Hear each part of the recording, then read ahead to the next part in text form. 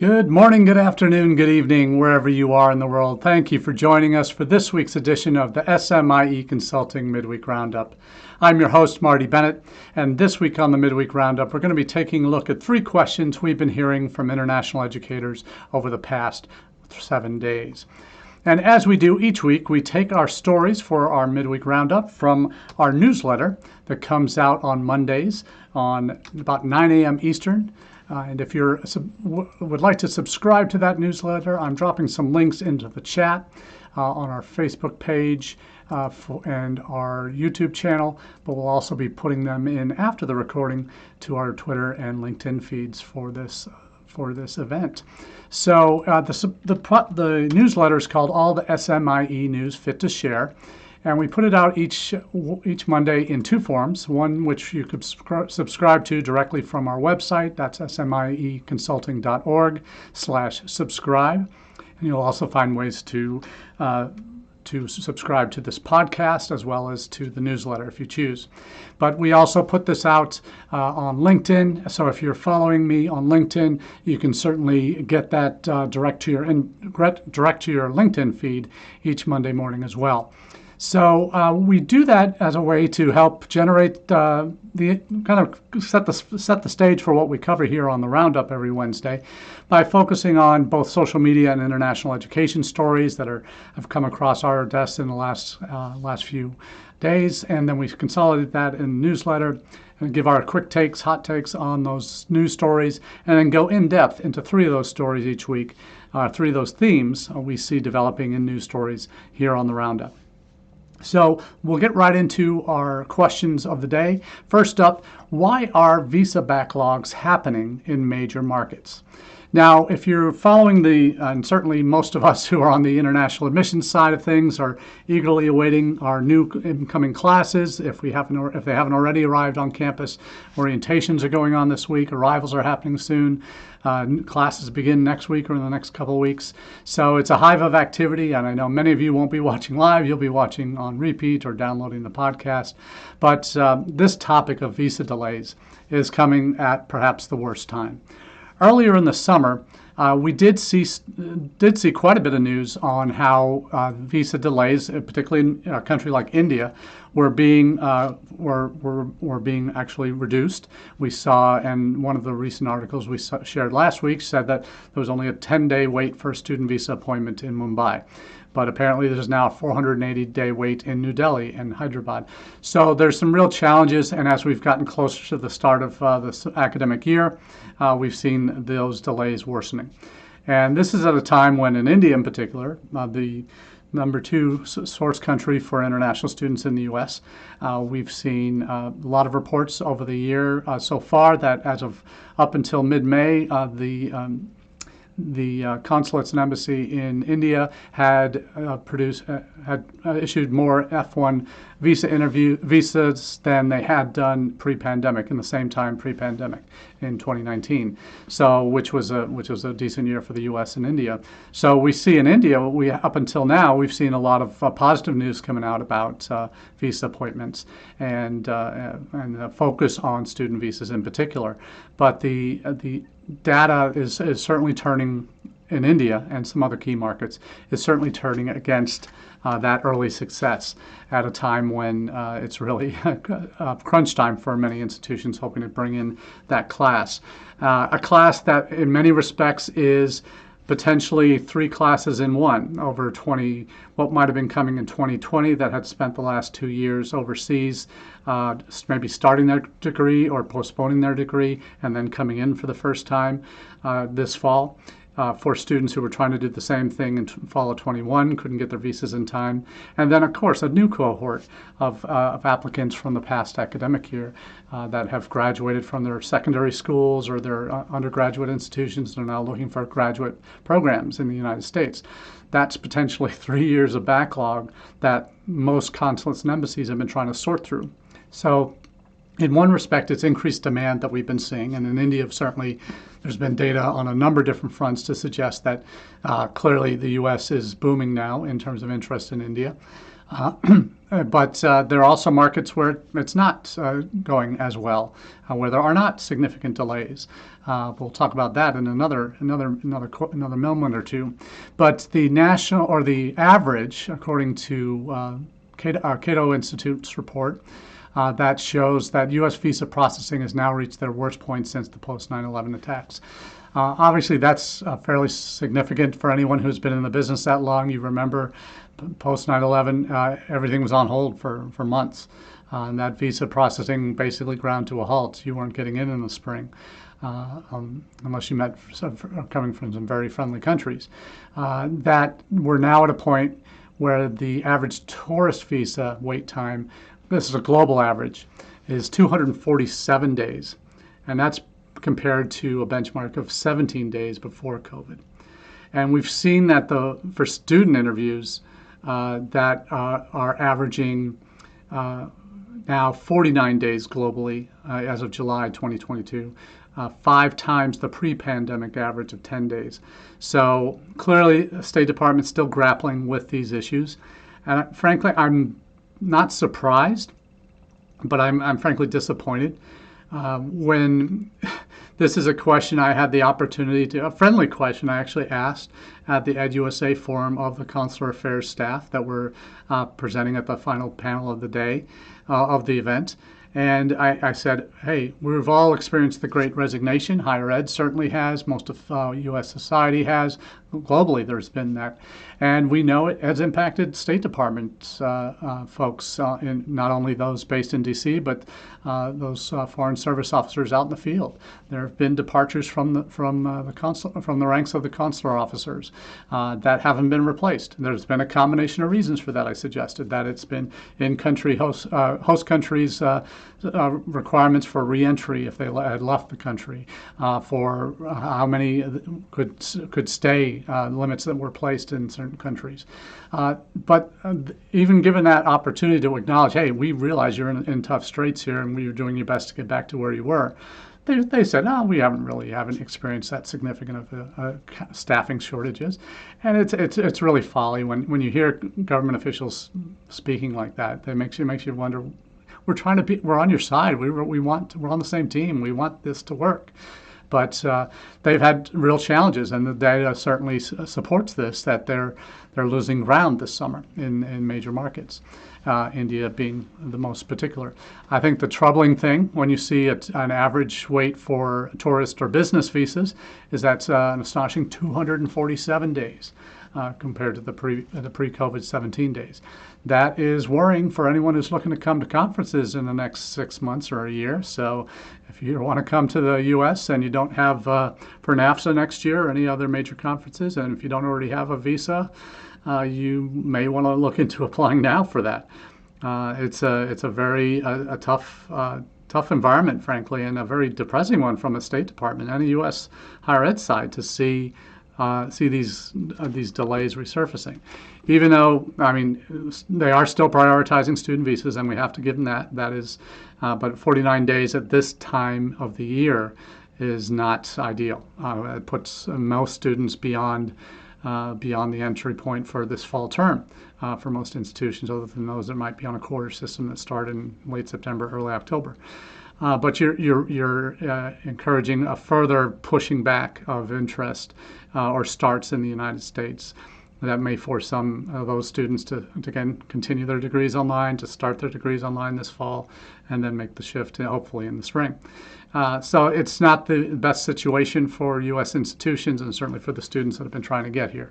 But it's a complicated mix, and this ISEF Monitor report that I've dropped the link in the chat to certainly paints a fairly accurate picture, obviously with the data that they're showing. You also see an example of some of the more hyperbolic but very accurate reporting being done in India that focuses on that 500-plus day wait for U.S. visa appointments for Indians. But they balance this with they are seeing similar delays for UK and other Schengen countries in Europe in terms of travel there. So it looks like many consulates in India, in particular, the U.S. and other Western powers and European powers, are experiencing these similar delays. So we'll see if how long this continues. But in a major market like India, there's huge demand to go out, not just to the U.S., but to Canada, UK, Australia again. So we'll see if these delays continue in the coming months. But the one area where we are not seeing this happen, and wait times in China, for example, are nowhere near what other countries are facing. And to give you a sampling of what that is, I think the last one I saw for Beijing is only 2 days. Bangkok, 7 days. Ho Chi Minh, 6 days. So that's good news for applicants who are looking to come this fall in Vietnam, Thailand, or China. But not so good in Bangladesh, 551 days, Istanbul, 428, Abu Dhabi, 310. And that's for student visas. So some real challenges there. Maybe you can get through emergency appointments, but reality is there's still a lot of holes in U.S. embassies around the world.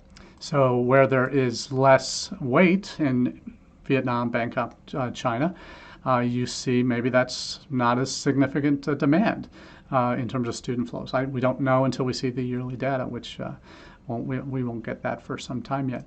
But why is China not seeing significant delays?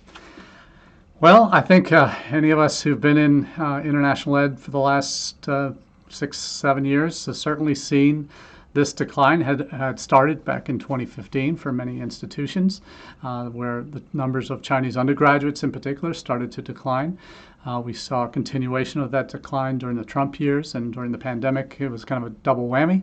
Had Trump issues, and then China's response to the pandemic has also been a contributing factor, students not being able to get out. So Newsmax has done a report on this, as has Foreign Affairs, so I'll be posting the links to those stories that will answer the second question we have today. How should U.S. universities respond to Chinese students? And this is looking at this in a couple different ways, not Foreign Affairs. The second article is from Forbes. But they both address the issue of Chinese student visas, how we've seen the decline in the United States for several years now. We're seeing not only a combination of government policies in the United States and government policies in China.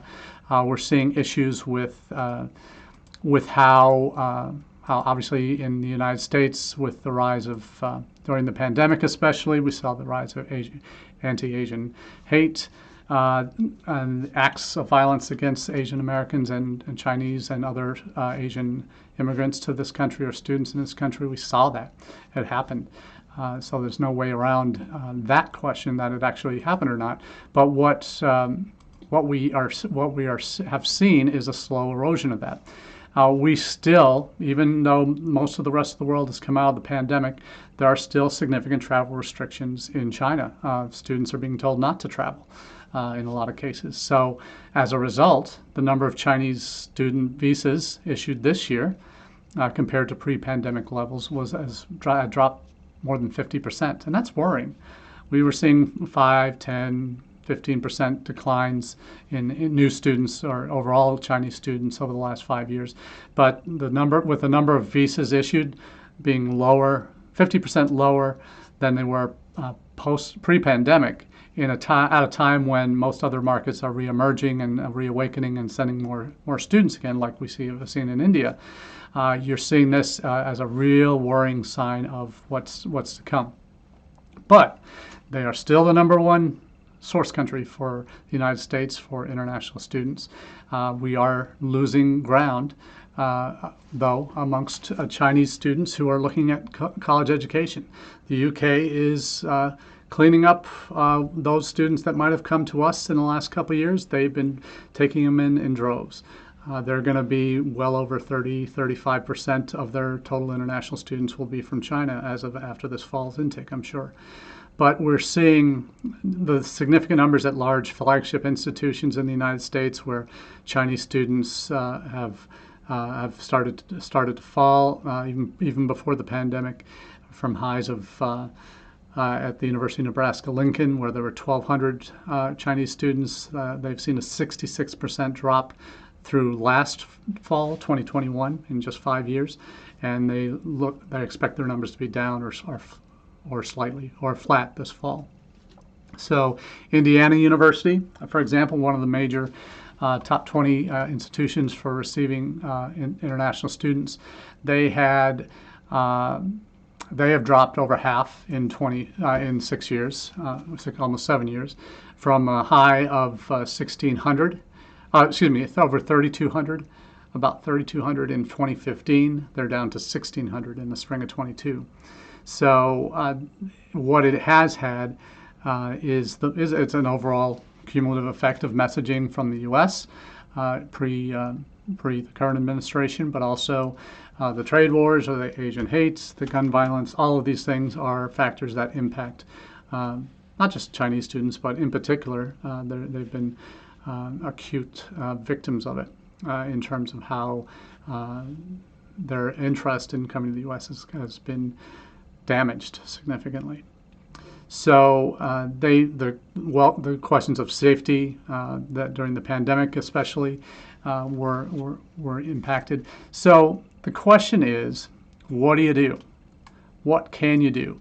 And the Newsmax report obviously doesn't answer that part of it. But what I am going to share with the Forbes piece is particularly addressing the positives, and that's why I always like to focus here on the roundup is focus on what are the positives, what are some of the examples of what institutions are doing to counter these negative trends that we're seeing.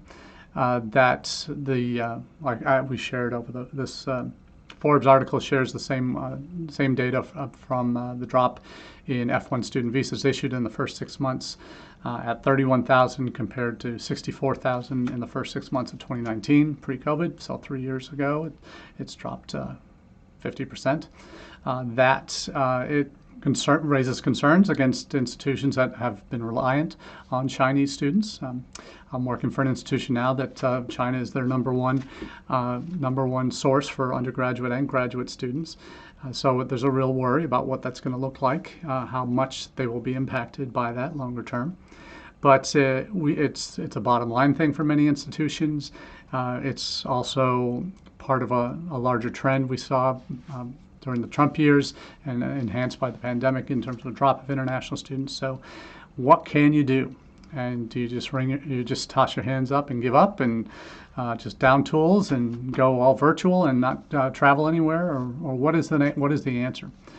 So there's in addition to the obvious facts that right now for U.S. or any recruiter from any country to try and go to China to meet face-to-face with students and parents to reassure them in person, it's very difficult because any institution that wants to send somebody that doesn't already have an on-campus rep or has permission to live in China, they face 10-day quarantine where they have to pay their own way before they can leave the hotel to then do their business and then return. So it's a little bit dodgy. I mean, most institutions don't have budget to have somebody sit in a hotel room in China for 10 days before they can actually do work in terms of direct recruitment.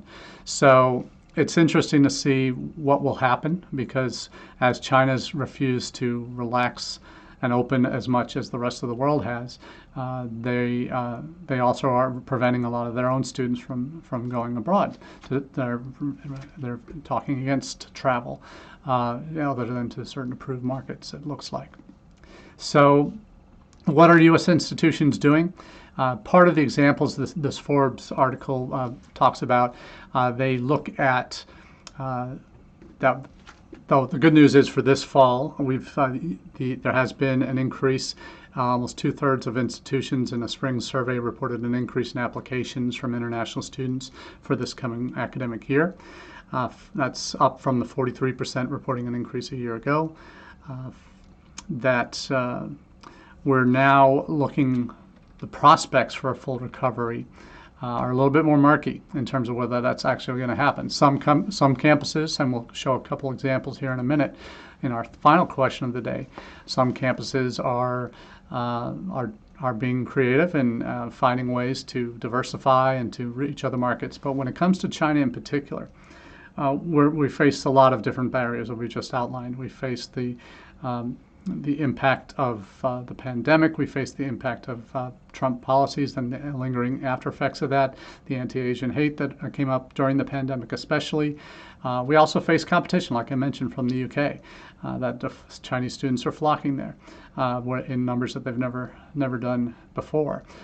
We now see our costs are becoming more prohibitive for more of the Chinese market, as we've seen in recent weeks, the articles about the U.S. dollar strengthening and the impact that's having on international students' ability to come to the U.S. So there's the other added cost that we have here, and that's even though the quality is still there, even though the prospects for jobs after graduation are still there, and career boost and all the other networking things that drive students to the U.S. and the campus experience is better than anywhere else. Those aren't enough of a counterbalance now in a lot of different markets. China is certainly one of them. So the challenge is, as we all know, the over-dependence on China is difficult to replace.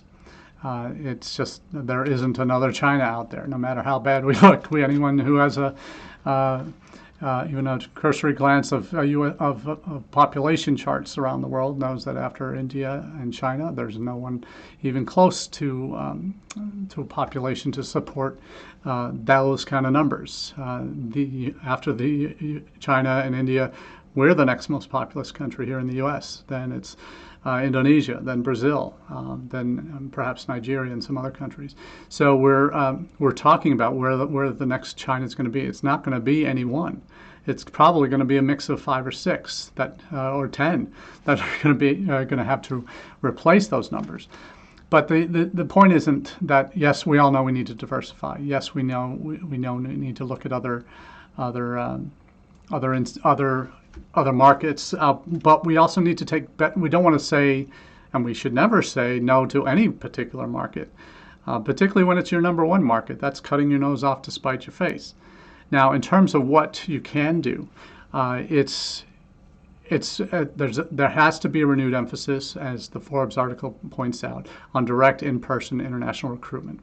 And where you can't, that's ways that you have to leverage your current students' experiences to share why they still feel they're getting good value for money, why they're having a positive experiences, why they're not experiencing all the things that they'd heard about and were cautioned about in terms of looking at the United States. So we have there's been a rise in the need for mental health care support for students that coming from countries that it's not a thing to have mental health issues. But I think the pandemic certainly made us all realize how fragile our own personal well-being can be when we're thrust into a lockdown for months on end, and depending on where they're coming from. So there's ways that you can help your international students, current students, make sure that you're serving them effectively in every aspect of their lives on campus, that you're capturing their stories and sharing them back out to your prospective students. So we'll see if it works with China. I don't know if it will 100%. We're not going back to those peak days in the mid-teens, 20 teens, when we had 300,000 Chinese plus. I doubt we'll ever get back to that with such an over-reliance on particularly Chinese undergraduates to drive a lot of campuses' international populations. So we'll see where we go, but we can't ignore that market because it's always going to be there. There's nothing comparable that's ever happened in terms of international student flows to the U.S. Where a country would just be purposefully shut out, except for Iran after the Iran hostage crisis in 79 and 80. That led to Iran falling from the number one destination to outside the top 20 for a good 20 years. They're coming back, but there's still, with the Iranian diaspora, there's certainly more opportunities for them to come if they're outside of Iran, but there's still a huge market inside of Iran, but they're still finding a way. They're not going to get back to where they were, but China is in a situation where there will always be opportunities to recruit there and to retain a good percentage of students in there if you're smart about it. If you're working with the right people in country and having in-country representation and presence, not just in person but digitally, is essential in China if you're going to have any traction beyond what you're already doing, to even maintain what you're already doing in terms of numbers that you have. So you got to stop the slide, and you don't stop the slide by doing the same thing you've been doing when you haven't been investing anything. You buck up and you realize, hey, if this market's important to us, we're gonna be investing in maintaining that relationship and getting that presence where it needs to be, and having in-country representation that's reliable and that we can talk to on a regular basis to get a sense of what's happening on the ground and adjust our strategy accordingly. So it does require flexibility, and that's not an easy thing to come by in higher education in the United States. Just not. It's a reality of the beast.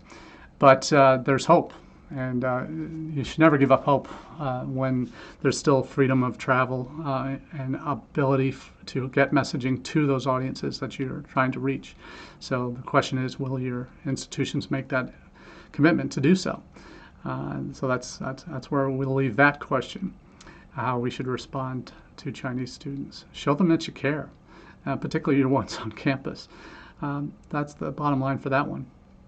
Now, the final question will be a quick one, but how are U.S. universities making waves in international recruitment? And I'm bringing two very different examples up here, one of which is a story from Inside Higher Ed about Trine University in northeast Indiana. I've known some folks who've worked at Trine over the years, and they've always been a trier when it comes to international education. They've been committed to doing so. They realize that they're in a location that's not necessarily the most attractive in Angola, Indiana, and northeast Ohio, or northeast Indiana, where there's not a whole lot nearby. They have made inroads.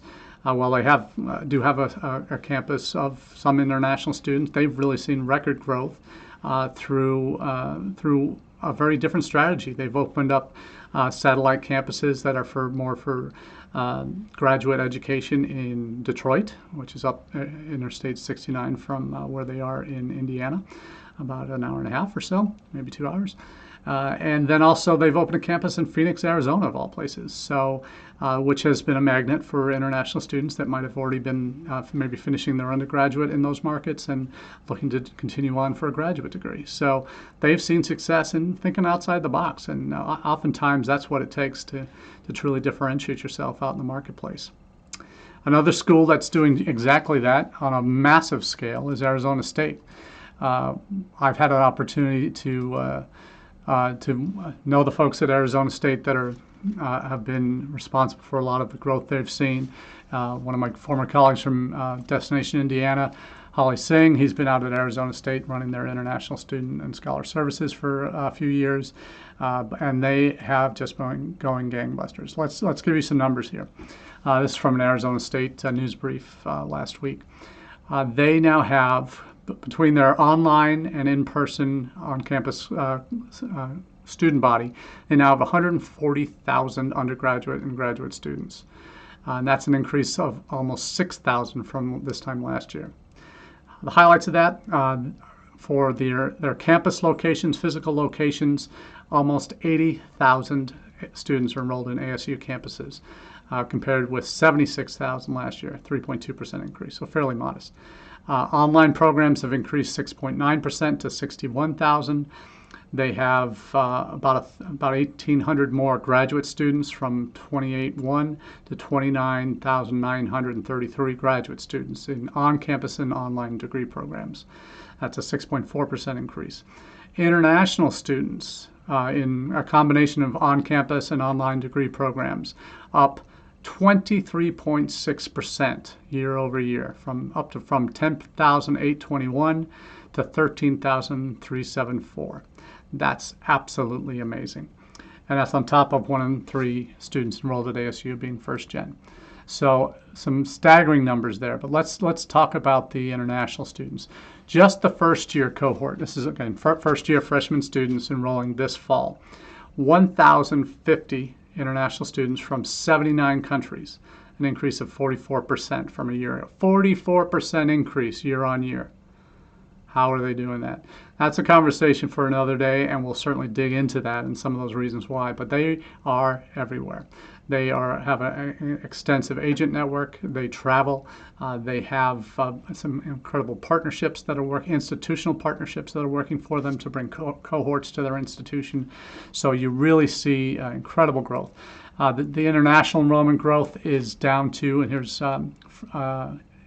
Matt Lopez, who's the Associate Vice President of Academic Enterprise Enrollment and Executive Director of Admissions Services. ASU's reputation as a top global university has grown considerably around the world over the past year, particularly in India. Once international travel opened up this past year, members of our university leadership team and our faculty in business, design, and engineering programs travel abroad to continue to tell the ASU story. We also have admission staff living around the world, building relationships with schools, parents, and prospective students, and a number of virtual experiences for students who cannot travel to our campuses.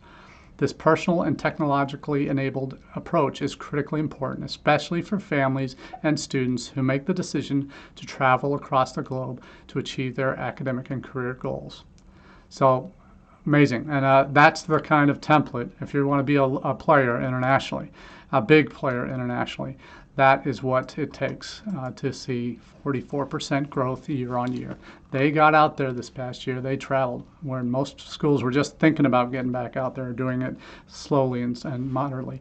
They did a multi-level, multi-stage approach to how they were going to recruit, and it's paid off clearly, and they're ahead of the curve that way. So congrats to ASU and my colleagues there, Chris Johnson on the undergrad recruitment and partnerships side.